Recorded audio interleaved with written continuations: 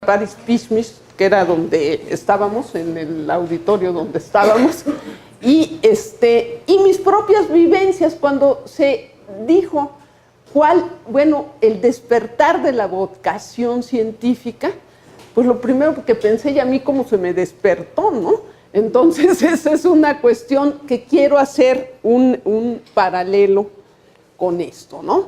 Y entonces, me voy a ir rapidísimo porque ya es retarde, y entonces, o sea, la idea es cómo se despierta la inclinación por la ciencia en un ser humano, ¿no? Más que en una niña, en un ser humano, ¿no?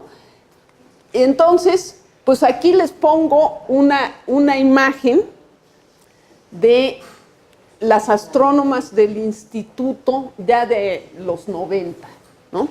Y aquí está Paris Pishmish, aquí está Silvia Torres, aquí estoy yo, y aquí hay una serie de mujeres que algunas ya se han muerto, y en esa época, efectivamente, como decía Cristina, pues había chamba para todo mundo y éramos 33% de proporción, ahora somos 20%, ojo.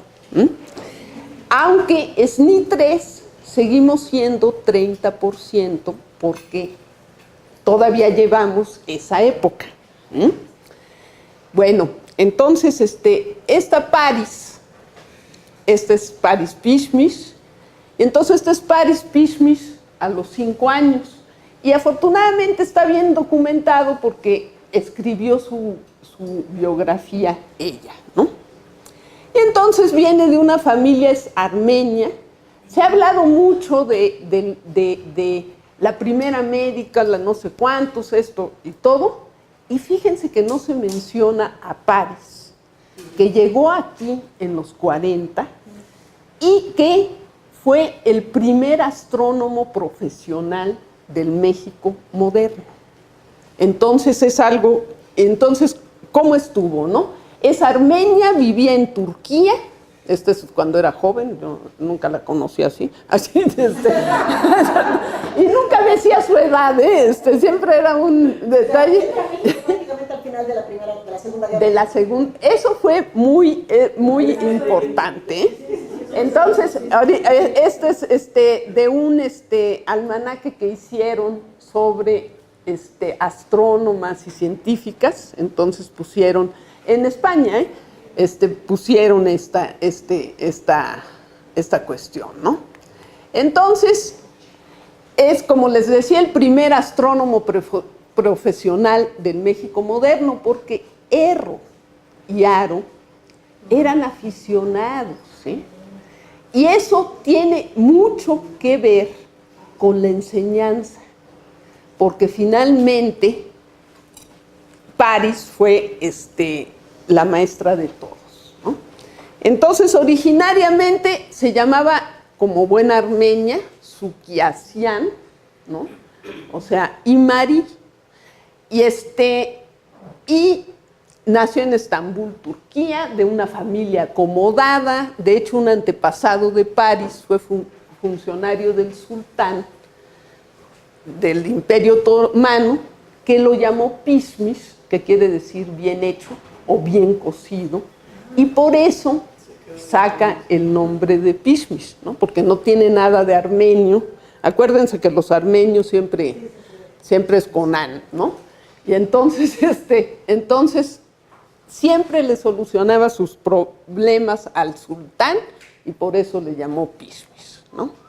Entonces, estas son imágenes de Paris ya aquí en México.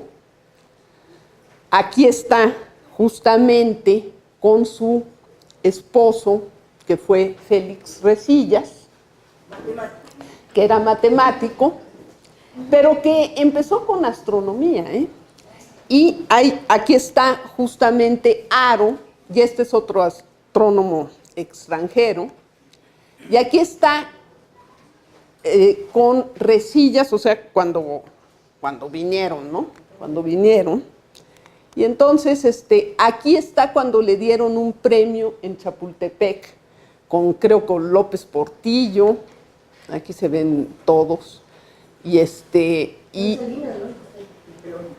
¿dónde está Salinas? No, ese es Poveda, ¿no? Sí. ¿No? Y entonces, ¿qué es lo que tenía?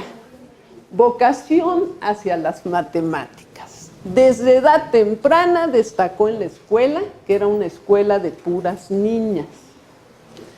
Le gustaba resolver problemas de matemáticas, pero cuando era niña, en general, se interesó por todo, ¿no? O sea, tenía muchos intereses, ¿no? Luego entró al Colegio Americano de Niñas y se graduó con el más alto promedio, ¿no? Y se interesó en la geometría euclidiana y el álgebra. Ahora, tuvo una serie de circunstancias que favorecieron su educación.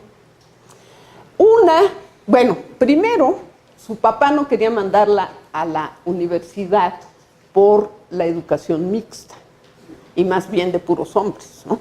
Entonces ella relata que a diario lloraba 1 hora para que el papá la mandara, ¿no? Entonces, todos los días lloraba 1 hora y hasta que el papá dijo, bueno, pues ya, ven, ¿no? Y entonces entró al Departamento de Matemáticas de la Universidad Estatal de Estambul.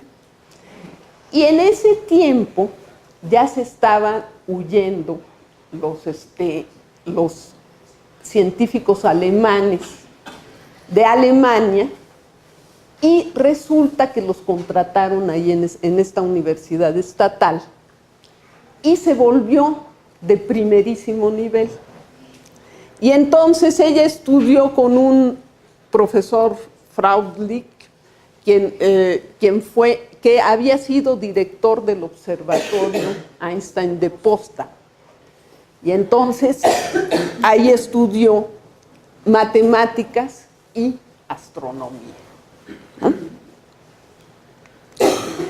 Entonces la mandaron 1 año de postdoc a Harvard, que se volvieron 3 por la Segunda Guerra Mundial. Entonces, y ahí en Harvard trabajó bajo la dirección del director de Harvard, que era Harlow Shapley, y resulta que justamente Harvard tuvo un papel muy importante aquí, porque los gringos pues querían congraciarse, era la Segunda Guerra Mundial, y creo que también pasó con la rama de las matemáticas, pero en particular la astronomía. Vinieron e instalaron un observatorio en Tonantzintla, porque Erro era astrónomo aficionado y era muy amigo del presidente Ávila Camacho, para tratar de que México estuviera del lado de los aliados en la guerra, ¿no? También por eso tuvimos la expropiación petrolera, bueno, pasaron una serie de cosas, pero esto favoreció mucho a la astronomía. Entonces resulta que tuvimos durante meses el telescopio más grande de América. Pero lo que no teníamos era astrónomos. ¿No? Entonces, ella fue la primera astrónoma del nuevo observatorio de Tonantzintla, ¿no? Que es el Observatorio Astrofísico Nacional. El que tiene en resguardo la UNAM es el Observatorio Astronómico Nacional. Entonces, ella empezó ahí porque se casó con Resillas, ¿no? Y se vino a establecer aquí en México, ¿no? Después tuvo sus diferencias con Erro y entonces empezó a trabajar en el Observatorio Astronómico Nacional de Tacubaya, que estaba donde ahorita está la Prepa 8 o algo así, lo tiraron para poner la Prepa 8, ¿no? de la UNAM. Y entonces tuvo una cantidad de reconocimientos, premio de docencia en ciencias exactas, fue investigadora emérita, doctor honoris causa, y a mí me parece que la contribución más importante que tuvo Paris fue que fue ahora sí que la profesora, la maestra de todos los astrónomos mexicanos del siglo pasado y principios del XXI, ¿no? Se murió en la huelga del 99, ¿no? Entonces, ese fue lo máximo, fue realmente una persona excepcional, y entonces esa es su carrera, y fue un ejemplo para las mujeres aquí en México, ¿no? O sea, no solo en la astronomía, sino en muchas otras disciplinas, Paris, ¿no? Entonces, bueno, me puse yo, así, ¿no?, como segundo ejemplo, que estudié en una escuela mixta. Desde siempre me atrajo la astronomía, sobre todo porque mi abuelo paterno se ganó un concurso de matemáticas y le dieron un libro de astronomía donde no venía Plutón. Y entonces a mí me llamó mucho la atención de que ¿En la escuela? Vi que la astronomía era una cuestión cambiante, ¿no? Entonces, y en secundaria, porque no en primaria, me encantó el álgebra y la física, que ya no abandoné nunca, ¿no? La física me pareció la ciencia de la naturaleza, lo más increíble que puede uno tener, y que tiene ejemplos cotidianos. Hasta a qué temperatura hierve el agua en la Ciudad de México comparada con a nivel del mar, que le sirve a uno hasta para la cocina, ¿no? Entonces, son una serie de cosas que tiene, ¿no? Entonces, bueno, entré a física e hice mis estudios de posgrado en Francia y un postdoctorado en Marsella. Y bueno, hablando de la figura paterna, efectivamente, esto también en el caso de Paris, su papá fue muy importante, pero en mi caso también, ¿no? Y también el hecho de tener un hermano más chico me hacía jugar con los juguetes de mi hermano, ¿no? O sea, que sí, o sea, que esa es otra cuestión que nos mostró Ana al principio de esta sesión, de que los juguetes realmente interesantes eran los de los hombres, ¿no? Entonces, eso yo creo que es importante, ¿no? Y entonces, bueno, aquí estoy de joven, y aquí ya no de tan joven. Aquí estoy en Canarias, donde fui a probar un equipo. Y aquí estoy con algunos miembros de mi equipo. Y bueno, la cuestión es tan curiosa que yo soy la PI de ese proyecto, y las mismas gentes de mi grupo decían, decían que él era el jefe, ¿no? O sea, les digo, oigan, pero pues si yo, o sea, es increíble, pero se da esta situación. Y entonces aquí está el equipo más grande, ¿no? Con gente de México, de Francia, de España, que hicimos un instrumento. Y entonces aquí estoy con mis hijos. ¿Sí? Y entonces, bueno, he impartido diversas materias en matemáticas, y creo que soy de las que más ha dirigido tesis en astronomía. Y obviamente pues procuro incentivar a jóvenes de ambos sexos a que se dediquen a esto, ¿no? Y entonces los puntos en común que yo encontré en estos dos ejemplos, que son simplemente dos, ¿no?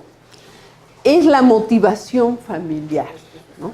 Que es importantísimo. No es el dinero, es, yo creo, que la cultura y el deseo de los papás porque una haga algo, ¿no? En mi caso siempre me dijeron que iba a ser doctora, pero ellos decían médico, ¿no? Así es. Entonces, es tener un interés amplio en la infancia hacia varias ciencias y artes.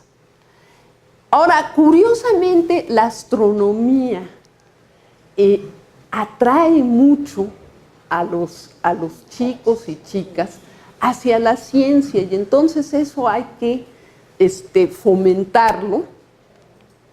Y curiosamente, no tenerle miedo a las matemáticas, ¿no? O sea, porque yo he visto en esto de platique con un astrónomo, ¿no? Y entonces me dicen, ay, ¿y qué necesitas para ser astrónomo? Le digo, no, pues estudiar la carrera de física, y entonces ve uno el desencanto ahí, inmediato de las niñas cuando les dice uno física, y eso es lo que no debería de ser, ¿no? Más que física, matemática. Cuando tú le dices matemáticas, esa palabrita había que cambiarla. Pero el problema, y lo hemos discutido alrededor de todo este congreso, es que la imagen que se llevan de las matemáticas en primaria es fatal, es fatal, y muchos no logran reponerse en toda su vida, ¿no? O sea, es un trauma, ¿no?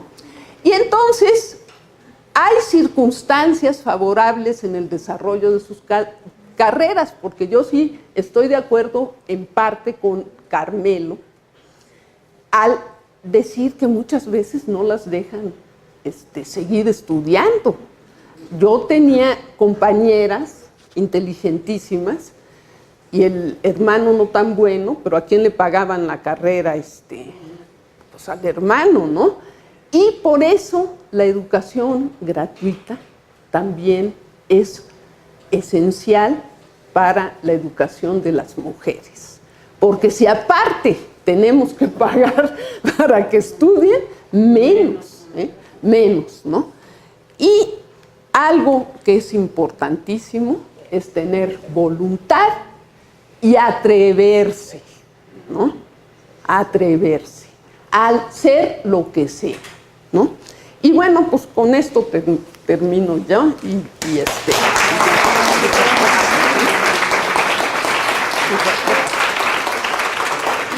bueno, pues yo que pues venimos aquí, no sé. ¿Quieren? A ver. Bueno, sí. Bueno, primero, gracias por compartir su experiencia, ¿verdad? Por compartir la vida de dos mujeres grandes. La verdad, más que una pregunta, yo pues lo que quiero es exhortarla a usted y a todas las mujeres que hicieron posible esto. Yo vengo de Guatemala y nosotras pues allá yo siento que sí existe todavía toda esta ideología, perspectivas. De hecho, yo ahorita que la escuchaba digo, yo vivo eso en la oficina. Está pues mi jefa y dos más y todos en una oficina, y cuando el teléfono, pues todos tenemos el mismo cargo, ¿verdad? Y cuando, o sea, en la misma familia profesionalmente, y cuando estábamos en la oficina y a quién le ponemos el teléfono, a ella, dije, entonces el teléfono está en mi escritorio, ¿verdad? Y suena el teléfono y adivinen quién responde.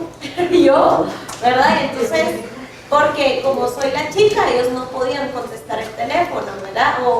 O para cargar algunas cosas al camión que les comentaba que nosotros trabajamos, es que para eso pues tú tienes que ser un chico, porque la mujer no va a poder, y yo ayudo. Entonces yo, me puedes pasar a ver unas cosas de unas plantas que llevamos en el camión, me puedes pasar los manuales para que yo los lea.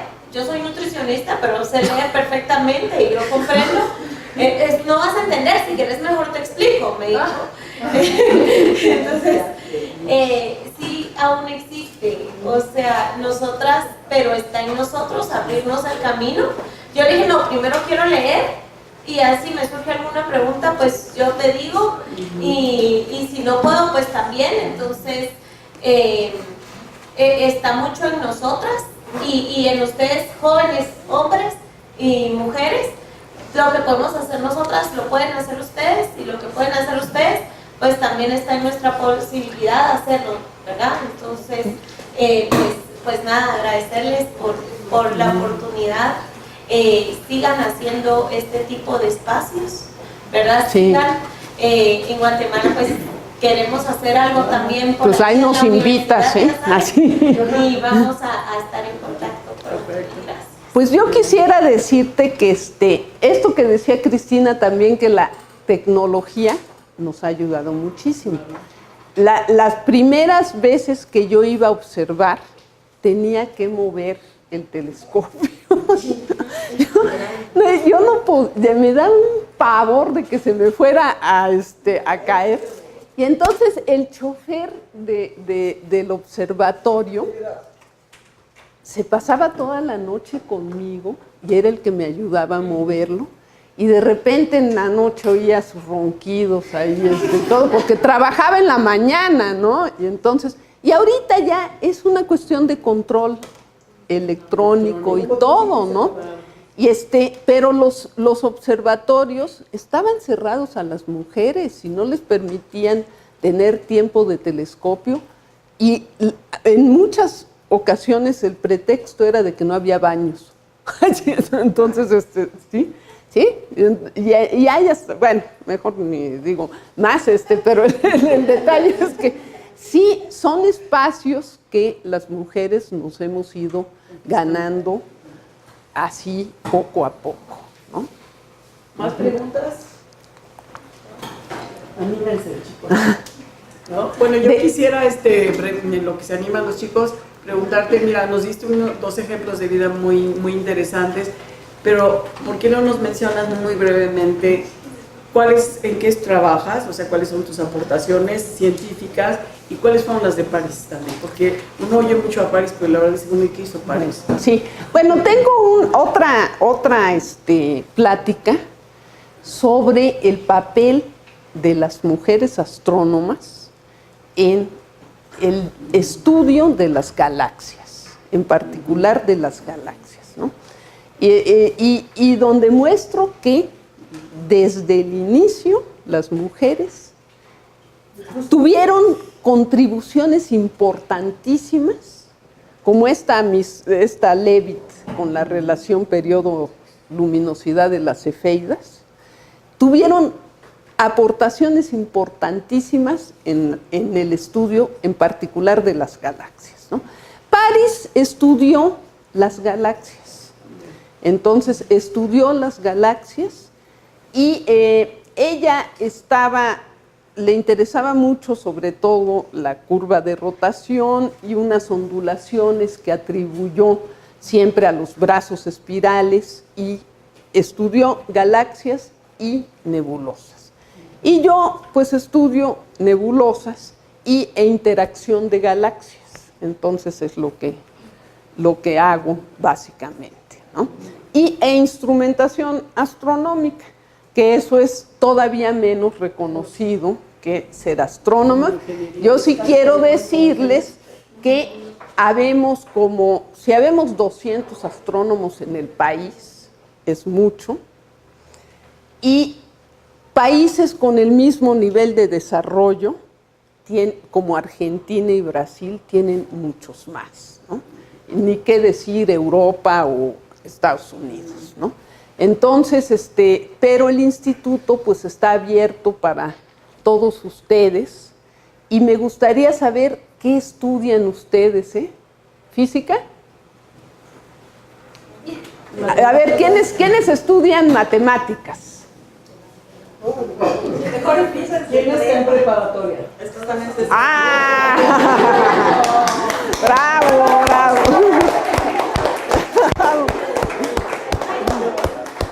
No, pues qué bueno, pues espero que esto... Todavía tienen chance de pensar bien. Eso. Tienen chance de meterse a una carrera científica y ya saben que en ingeniería no se van a morir de hambre. Hay trabajo. Ni en matemáticas, ni en física, ni en astronomía, ni química. O sea, en ciencias. En ciencias. En ciencias no se van a morir de hambre, porque siempre van a poder hacer algo. Y los felicito por venir a este evento. Muchas gracias.